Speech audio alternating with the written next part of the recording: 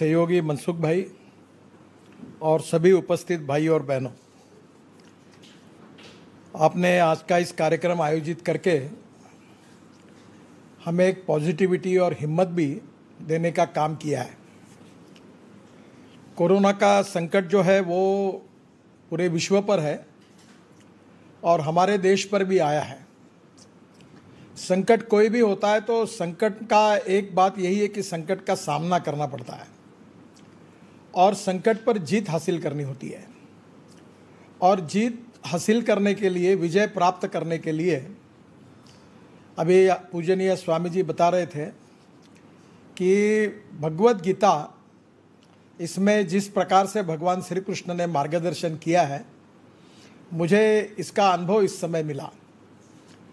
मेरे जीवन में कोविड के कारण 2-3 चेंजेस हो गए, जिसका मैं स्वामी जी को बहुत बहुत धन्यवाद दूंगा कि मैं रोज़ सुबह 25 मिनट पैदल चलता हूं और शाम को 25 मिनट पैदल चलता हूं। और संगीत और गायन सुनने के कारण मैं साथ में मोबाइल फ़ोन पर यूट्यूब पर कर अनेक अनेक बातें सुनता हूं और ऐसे ही करते करते मैं भगवत गीता भी सुनने लगा।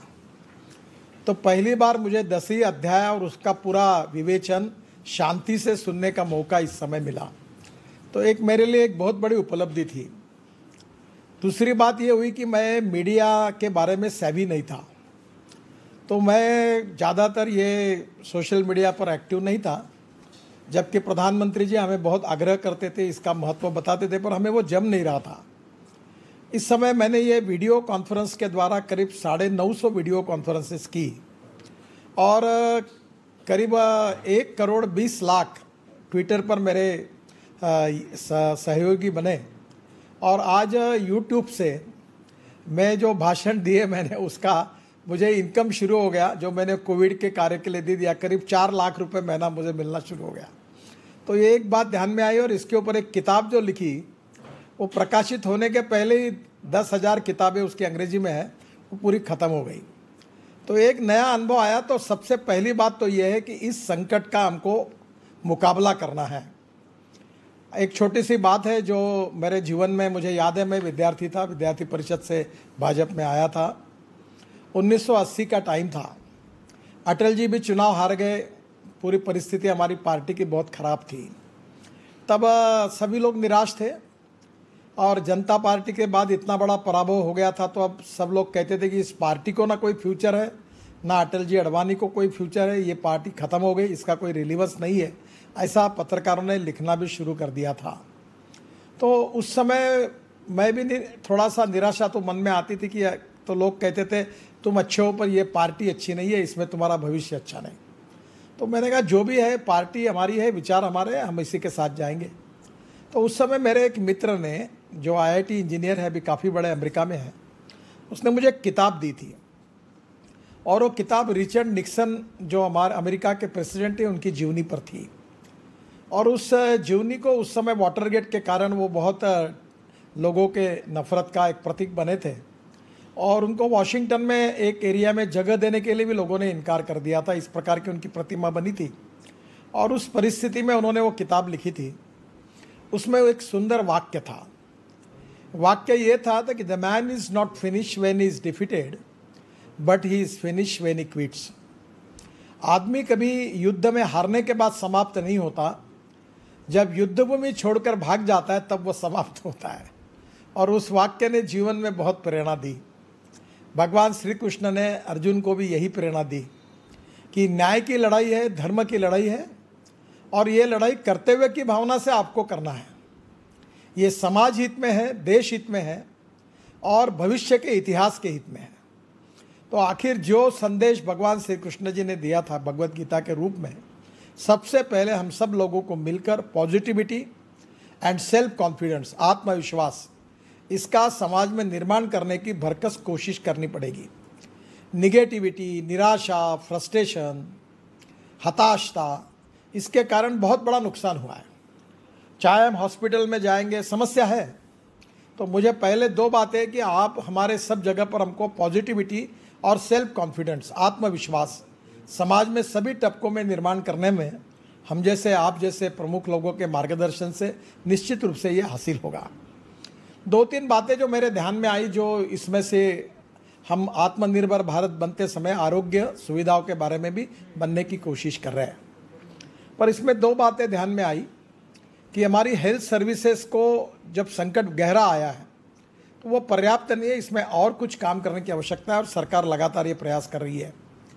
पहला जो था, हमारे जो हॉस्पिटल्स थे ये जो ऑक्सीजन सिलेंडर पर डिपेंड है, तो आप सब लोगों को ये प्रयास करना है कि 50 बेड के ऊपर जो हॉस्पिटल है वो क्रायोजेनिक टेक्नोलॉजी के साथ हवा से ऑक्सीजन अपने हॉस्पिटल में तैयार करें और उसी के ऊपर वो चले, ताकि ये ऑक्सीजन के कारण कभी दिक्कत ना आए।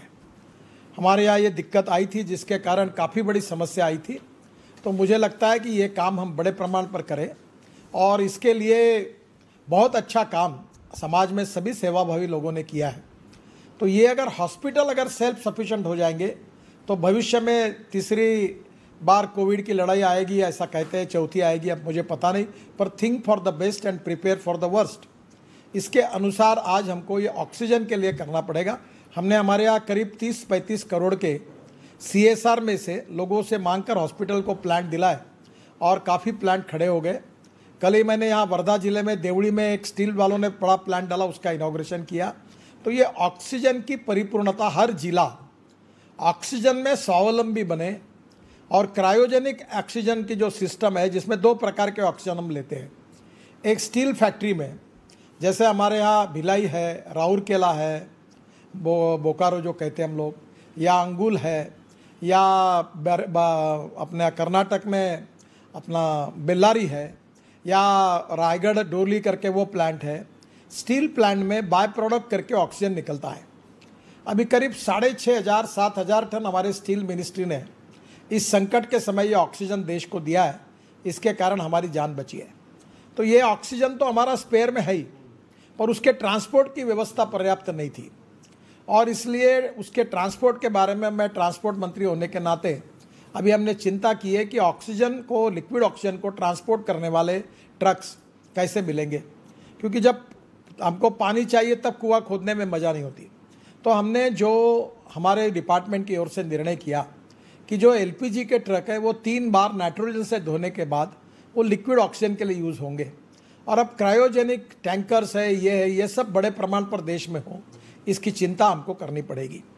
जब वाइस चांसलर साहब उपस्थित है तो मैं उनसे अनुरोध करूंगा कि हमारे यहाँ ये जो एयर टू ऑक्सीजन बनता है, इसके लिए जो विशेष रूप से टेक्नोलॉजी है, उसमें ऑक्सीजन प्रोडक्शन के लिए हमने जियोलाइट मॉलिकुलर सीव मेम्ब्रेन यूज़ करते हैं। और स्वदेशी विचार मंच को मैं प्रार्थना करूंगा कि हर चीज़ में भारत को स्वयं पूर्ण करना, आत्मनिर्भर करना, यही हमारा मकसद है। ये पूरी तरह से हमारा इंपोर्ट होता है ये प्लांट के लिए, और इसका भाव 300 रुपये 400 रुपये किलो था, तो यूरोपियन कंपनियों ने इसका भाव 700 रुपये किलो कर दिया। और इसमें जो हमारी लिथियम है उससे भी ये बनता है, पर उसकी कॉस्ट 2000 रुपये किलो आती है। तो हमारी यूनिवर्सिटी, हमारा रिसर्च, ये जो ऑक्सीजन प्रोडक्शन के लिए जियोलाइट मॉलिकुलर सीव मेम्ब्रेन है, इसका रिसर्च करके इसके ऑप्शन को लेकर आए ताकि हमारे देश में बड़े प्रमाण पर ये हो। और इसलिए निश्चित रूप से अभी हमने रशिया से, DRDO हमारा मंत्री विभाग है जिसके रेड्डी करके सेक्रेटरी है, और हमने कोशिश की सरकार ने, और उसमें से 350 टन हमने रशिया से इंपोर्ट किया है। और ये प्लांट अब बड़े प्रमाण पर बनकर NHI के तरफ से हम वहाँ का सिविल का काम, जगह जगह डिस्ट्रिक्ट हॉस्पिटल का वगैरह हम हमारे तरफ से भी कर रहे हैं, और निश्चित रूप से ये मिल जाएगा। पर इसका रिसर्च करके ये क्या हो सकता है ये देखिए।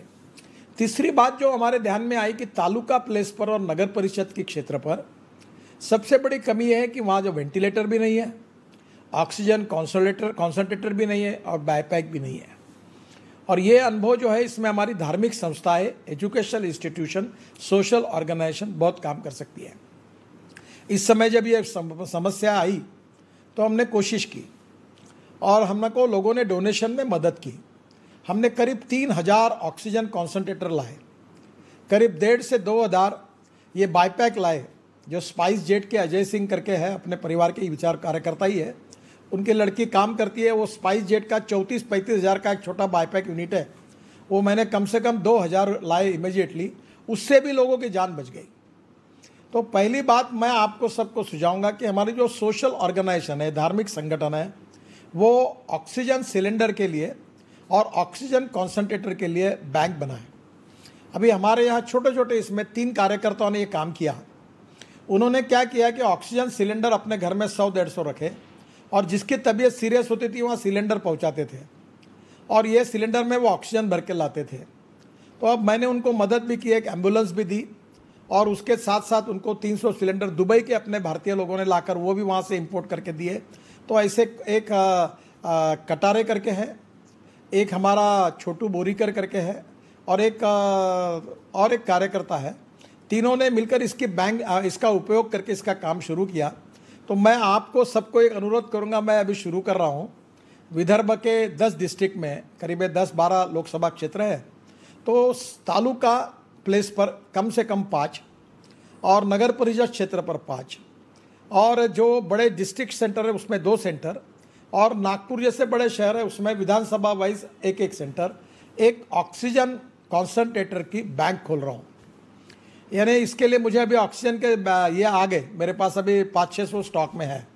और जो चैरिटेबल ऑर्गेनाइजेशन है, धार्मिक संस्था है, मंदिर ट्रस्ट है, एजुकेशन इंस्टीट्यूशन है, कोऑपरेटिव है, कोई सेवाभावी कार्य करता है, कोई सीनियर सिटीजन का क्लब है, इनको 5-5 मैंने उनसे आवेदन मांगने का तय किया। कल पेपर में जाहिर कर रही योजना, और वो आवेदन मांगकर हम उनको 5-5 कॉन्सेंट्रेटर देंगे, उसका ट्रेनिंग भी देंगे। और वही लोग फिर वहाँ अगर किसी की तबीयत सीरियस हो गई तो 1 मिनट में वो कम से कम 100 लीटर तक ऑक्सीजन दे सकता है, तो लोगों की जान बचा पाएंगे। इस समय सब तकलीफ का विषय ये था कि ऑक्सीजन न होने के कारण लोगों की मृत्यु हुई, ये अच्छा नहीं हुआ। और इसलिए लोगों की जान बचाने के लिए ऑक्सीजन कॉन्सेंट्रेटर और बाईपैक, अब ये यूनिवर्सिटी काफ़ी रिसर्च कर रही है। पूना में कुछ लोगों ने 25,000 रुपये में एक बनाया है, काफ़ी लोग काम में लगे हैं। हमारे वाइस चांसलर जो है उनको मेरा अनुरोध है कि ऑक्सीजन ये जो कॉन्सेंट्रेटर है, बाईपैक्स है, वेंटिलेटर बहुत बड़ी बात हो गई। मैंने कम से कम 600-700 वेंटिलेटर भी लोगों को, हॉस्पिटल को इस बार डोनेट किए। हमारे यहाँ मेड़घाट करके तालुका है जहाँ कुपोषण से 2000 आदिवासी बच्चे मरे थे, तो वहाँ हमने ये किया तो उसका फ़ायदा मिला, काफ़ी लोगों की जान बची। दूसरा एक बहुत बड़ा काम हमारे यहाँ मनसुख भाई जी ने हमारे लिए किया। देखिए, ये बात जब किसी दवाई की कमी है, शॉर्टेज है, तो स्वाभाविक रूप से, अब दुर्भाग्य देखो कैसा, अब ये बताते समय भी मुझे संकोच हो रहा है कि रॉ मटेरियल बाहर से आता है, पेटेंट बाहर का है और दवाइयाँ देश को चाहिए और दवाइयाँ हमारे पास नहीं है। ये जो बात है, इसमें मनसुख भाई ने हमें बहुत मेहनत करके, हम उनके पीछे भी पड़े, उन्होंने बहुत मेहनत की और हमें परमिशन दी। और रेमडेसिविर करके जो इंजेक्शन है, मैंने उसके लिए कंपनी को तैयार करके वर्धा में यहाँ इसका प्रोडक्शन शुरू किया। और आपको बताते हुए मुझे खुशी हो रही है कि आज के इसमें वो 30,000 पर डे इंजेक्शन बना रहा है। पूरे महाराष्ट्र के सब जिलों में हमने इतना सरप्लस कर दिया मनसुख भाई, लोग आपको दुआएं दे रही है कि आज कोई हमारे यहाँ इंजेक्शन मांगता नहीं, हम सरप्लस है। अब आप लोगों को कहीं हरियाणा में, पंजाब में, कश्मीर में, उत्तर प्रदेश में और कहीं ज़रूरत होगी तो मुझे फ़ोन करो, मैं यहाँ के डिस्ट्रिक्ट कलेक्टर की अनुमति से आपको वहाँ इंजेक्शन देने की व्यवस्था करूँगा। तो ये हो नहीं सकता, ऐसा नहीं है। हमने वो लाया, रॉ मटेरियल लाया, सब कुछ किया, बहुत तकलीफ है, इस पर किताब लिखने लायक अड़चने आई थी, पर हमारे पॉजिटिविटी के कारण और मनसुख भाई के सहयोग के कारण फिर हम उसमें से निकल गए। राज्य सरकार ने भी सहयोग किया, हमारा प्रोडक्शन शुरू हो गया। अब रेमडेसिविर का हमारे यहाँ शॉर्टेज नहीं है, 30,000 इंजेक्शन पर डे बना रहे हैं हम। डिस्ट्रिक्ट कलेक्टर को हमने पूरे महाराष्ट्र में सब जिलों में ये दे दिया। अब दूसरी अड़चन आई, वो जो आई है कि विशेष रूप से ये हमारे ब्लैक फंगस, ये मनसुख भाई ये भी एक बहुत इंपॉर्टेंट बात है। ये ब्लैक फंगस का जो इंजेक्शन है, एम्ब्रोटेरिसिन कुछ तो भी है, अब इसके एक इंजेक्शन की कीमत है 7,400 और किसी को 10 लग रहे, किसी को 30 लग रहे। आप समझ लो, गरीब आदमी कोविड से बाहर निकला और उसको बार किसी के आँख गए, किसी के दांत चले गए, किसी की लंग्स इन्फेक्ट हुई है, बहुत संकट है बड़ा। लोगों को इसकी अभी पूरी कल्पना नहीं आई है। हमारे यहाँ 5,000 पेशेंट महाराष्ट्र में भी इसके है। नागपुर में 5-7 लोगों के आंखें चली गई और इसका शॉर्टेज है और ये इंजेक्शन हमारे यहाँ नहीं मिल रहा है। मैंने सभी डॉक्टरों को बुलाया था और मनसुख भाई, हमने इसका भी लाइसेंस मिला है मैन्युफैक्चरिंग का, और वो ड्रग कंट्रोलर से मिल गया। साहब तुरंत ही चालू करो एम्फोटेरिसिन इंजेक्शन बनाने का। सहयोग जो भी आवश्यकता हो मुझे बोलना, मैं मदद करूंगा, जरूरत है बहुत। आपका सहयोग इसलिए चाहिए कि इसका जो रॉ मटेरियल है, क्योंकि बनाने वाले 2-3 ही कंपनियां हैं, तो कल बड़ौदा के एक यूनिट से उसने हमको 1 किलो दिया सिप्ला का निकाल के, वो यहाँ आया है। और वो 8 दिन में उसका जो पीरियड है कि 14 दिन का टेस्टिंग लगता था, जैसे आपने रेमडेसिविर के लिए 7 दिन का पीरियड किया है, तो कल वो हमको मिलेगा और 7 दिन में हमारे ये 30-40 हज़ार इंजेक्शन बन जाएंगे। तो हमारे अनेक लोगों की आंखें बचेगी और अनेक लोगों का जान बचेगी। इसमें रॉ मटेरियल जो है वो बड़ौदा की एक कंपनी से हमको मिला है, पर ये रॉ मटेरियल थोड़ा उपलब्ध कराने में अगर आपका मार्गदर्शन और सहयोग मिलेगा तो सबसे बड़ी बात ऐसी है मनसुख भाई कि हमारा यहाँ जो इंजेक्शन तैयार हो रहा है उसकी कीमत केवल 1600 है और ये जो मार्केट में ये 7400 का है। तो ये हम लोगों, मैंने ये किया कि CSR में इसके ऊपर 2-3 करोड़ डोनेशन लाकर ये इंजेक्शन खरीद करके कलेक्टर के पास गरीब लोगों को ये दिए। मुझे एक बहुत गंभीर घटना आपको बताना है। डॉक्टर तांबे करके अपने विचार परिवार के हैं, वो बहुत ऑपरेशंस कर रहे हैं, डॉक्टर कापरे और तांबे, बेचारे बड़े डॉक्टर है, वर्ल्ड रिनाउंड डॉक्टर है दोनों, पर एक पैसा अपेक्षा न रखते हुए लोगों की सेवा कर रहे हैं। उन्होंने कहा कि एक 24 साल की लड़की मेरे पास आई और दवाई मार्केट में अवेलेबल नहीं है, तो मैंने उसको कहा मैं तुमको एडमिट नहीं कर सकता, उसको ये फंगस अंदर घुस गया है। अब मेरे सामने मैं देख रहा हूँ कि 10-15 दिन में ये अंधी हो जाएगी और मैं उसके लिए कुछ नहीं कर सकता। ये कहते कहते वो प्रख्यात डॉक्टर बेचारे रोने लगे। तो आज हमारे पास ये जो दवाइयाँ है कौन सी लग सकती है, इसका प्रोडक्शन हर स्टेट में जॉइंट वेंचर में अनुमति देकर, जैसे महाराष्ट्र में मनसुख भाई जी ने हमको सहयोग किया है, बाकी जगह भी ये इनिशिएटिव लिया जाएगा। तो आज इसमें इमीडिएट कुछ बातें करने लायक है, कुछ मिड टर्म में, कुछ लॉन्ग टर्म है। इमीडिएट तो यही है कि आज हमको तुरंत करना है। मैंने वर्ल्ड हेल्थ ऑर्गेनाइजेशन को ये कहा है कि, और मनसुख भाई और हम मिलकर भारत सरकार में मोदी जी को भी कहेंगे कि जो लाइफ सेविंग ड्रग्स है उसको 10% रॉयल्टी करके कोई जो भी आए वो शुरू कर सके पैंडेमिक में। इस प्रकार का कोई वर्ल्ड लेवल पर कानून होना चाहिए। इसको भी इस प्रकार का धंधा होगा तो लोग मरते रहेंगे, ये कब तक होगा। तो स्वाभाविक रूप से ये भी एक महत्वपूर्ण बात है। आखिर में एक 2 महत्वपूर्ण सुझाव मेरे अपने धार्मिक संगठन और यूनिवर्सिटी और सोशल ऑर्गेनाइजेशन का है कि एक बात ध्यान में है कि एम्बुलेंस की बहुत कमी थी। अभी मैंने कम से कम यहाँ इस समय हमने भी एक 100 एम्बुलेंस देने का, ये जो गढ़चिरौली वगैरह डिस्ट्रिक्ट है जो ट्राइबल के हैं वहाँ बहुत हालत ख़राब है। अभी हमने 8 एम्बुलेंस जो NHI से मिली थी वो हमने उधर दे दी। फिर हमने अभी और 10 एम्बुलेंस खरीदी की, 10 दिन में दे रहे हैं। और हमने CSR में लोगों को आह्वान किया है कि तालुका प्लेस पर और नगर परिषद क्षेत्र पर, इंटीरियर क्षेत्र में हम लोग एम्बुलेंसेस की व्यवस्था करेंगे।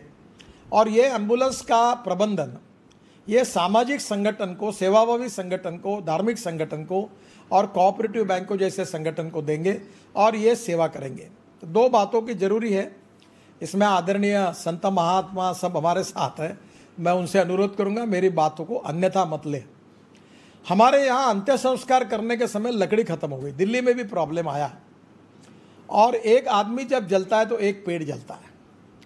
अब इसलिए स्वाभाविक रूप से इसके विकल्प में 3-4 बातें आगे आई है कि हमारे हिंदू संस्कृति और धर्म के अनुसार अंत्य संस्कार करते समय हम चंदन की लकड़ी यूज़ करते हैं, पर इसमें से हमने ये जो बायोमास है इससे पैलेट बनाकर इससे हमने अंत्य संस्कार करने की योजना चालू की, वो भी अच्छी हुई है। फिर हमारे विश्व हिंदू परिषद के हड़तालकर जी है, उन्होंने ये गोबर से गोरिया बनाकर उसके लिए भी अंत्य संस्कार की एक स्पेशल ये बनाई है, डिज़ाइन करके फैब्रिकेट करके, उससे भी किया है। पर अब गोबर से हम पेंट बना रहे हैं, 5 रुपये किलो गोबर लेकर हम अच्छा पेंट डिस्टेम्पर, और 5 रुपये किलो गोबर का भाव गरीब लोगों को मिलेगा और गाय बचेगी। तो वो अभियान अब चला रहे। तो अब इसमें 3 पर्याय है। हम डीजल पर ओवन चला सकते हैं, अंत्य संस्कार कर सकते हैं, हम इलेक्ट्रिक पर कर सकते हैं, हम इथेनॉल पर कर सकते हैं जो किसान तैयार कर सकते हैं, और चौथी बात जो है ये जो पैलेट है बायोमास के, इसका ऊपर भी हम अंत्य संस्कार करके लकड़ी का एकदम खर्चा कम कर सकते हैं। तो मेरा हमारे यूनिवर्सिटी के वाइस चांसलर इनको देखिए, बहुत सिंपल टेक्नोलॉजी अवेलेबल है। और मैं हमारे यहाँ भी UD मिनिस्ट्री को और प्रधानमंत्री जी को कहने वाला हूँ कि पूरे देश में अंत्य संस्कार करने के लिए सब जगह अच्छी व्यवस्था हो, ऐसा एक कार्यक्रम हम करें।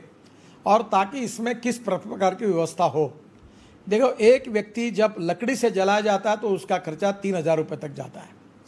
एक व्यक्ति को जब डीजल से जलाया जाता है तो वो 1,600 आता है। एक व्यक्ति को एलपीजी से जलाया जाता है तो 1,200 आता है। एक व्यक्ति को जब हम लोग इलेक्ट्रिक से उसका ज्वलन करते हैं तो 750-800 रुपये आता है। और एक व्यक्ति को अगर हम ये बायोमास के जो पैलेट बनते हैं उससे जलाते हैं तो उसकी कॉस्ट भी करीब 1,000 रुपये तक आती है। तो इसका सब रिसर्च यूनिवर्सिटी वाले कर सकते हैं, टेक्नोलॉजी अवेलेबल है।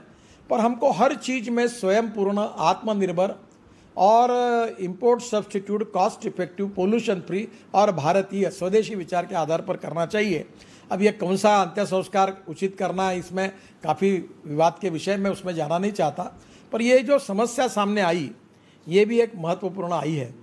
और एक महत्वपूर्ण बात है कि हमारे यहाँ हमारा योग विज्ञान और प्राणायाम बहुत ही वर्ल्ड में हम यूनिक है। और मैं कोई दुनिया की बात नहीं करता। मैं खुद, मेरी स्वास्थ्य पिछले 2-3 साल में अच्छा नहीं था। मैं रोज़ प्राणायाम करता हूँ 1 घंटा, और ये प्राणायाम मुझे एक डॉक्टर ने सिखाया। और फिर मुझे फ़ायदा होने के बाद मेरी एनर्जी बढ़ी, पॉजिटिविटी बढ़ी। और मेरा वीडियो यूट्यूब पर है, करीब 1.25 करोड़ 1.5 करोड़ लोग दुनिया में इसको पालन कर रहे हैं। मुझे बहुत SMS आते हैं।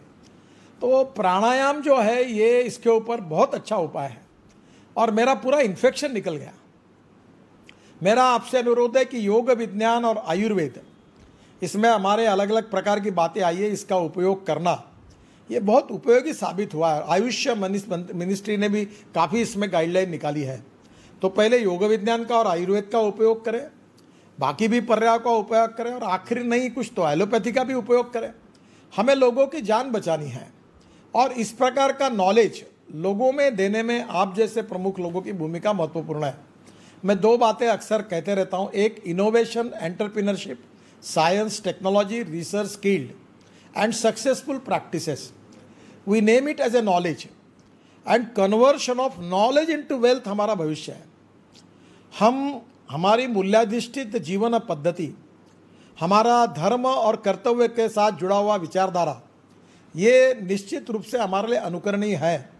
और जो जीवन मूल्य हमें हमारे संस्कृति से, इतिहास से, रामायण महाभारत से लेकर विवेकानंद जी से लेकर अभी तक हमें मिले हैं, और जो भारतीय संस्कृति, इतिहास और विरासत के प्रेरणा लेकर हम काम कर रहे हैं, उसके आधार पर उसको ज्ञान, विज्ञान, तंत्र विज्ञान की जोड़ देकर हम विश्व गुरु बनने का संकल्प कर रहे हैं। तो मुझे लगता है ये दोनों बातों का समन्वय, ये कॉन्ट्रडिक्शन नहीं है, ये समन्वय है। और इसलिए दोनों के बीच में कोऑपरेशन, कोऑर्डिनेशन एंड कम्युनिकेशन प्रस्तापित करना, ये हमारे जैसे, आप जैसे प्रमुख लोगों के मार्गदर्शन में ही हो सकता है। एक conversion of knowledge into wealth, और दूसरा conversion of waste into wealth. कोई आदमी वेस्ट नहीं है, और इसलिए समाज जीवन को संस्कारित करने का कार्य आप सब लोग कर रहे हैं। प्रबोधन, प्रशिक्षण, रिसर्च एंड डेवलपमेंट ये चल रहा है। पर उसके साथ साथ ये जो संकटों का आयाम बदल रहा है, अभी कभी कोविड आया, आज तो तूफान हमारे महाराष्ट्र में आया, उससे नुकसान हुआ। तो संकटों का एक स्वरूप बदल रहा है, संकटों की ग्रेविटी बदल रही है, और उसकी तीव्रता बदल रही है। तो उसके उपाय भी बदलेंगे, और समयानुकूल और युगानुकूल संकटों पर मात करने का मार्ग समाज को दिखाना, यही नेतृत्व का काम है, जो धार्मिक क्षेत्र में हमारे मार्गदर्शक है, सामाजिक क्षेत्र में मार्गदर्शक है, शैक्षणिक क्षेत्र में मार्गदर्शक है। उन लोगों के चिंतन से ही हमें इसके मार्ग निकलेंगे। और एक एक चीज़ को जब हम ठीक करते जाएंगे तो उसका टोटल इम्पैक्ट अच्छा होगा।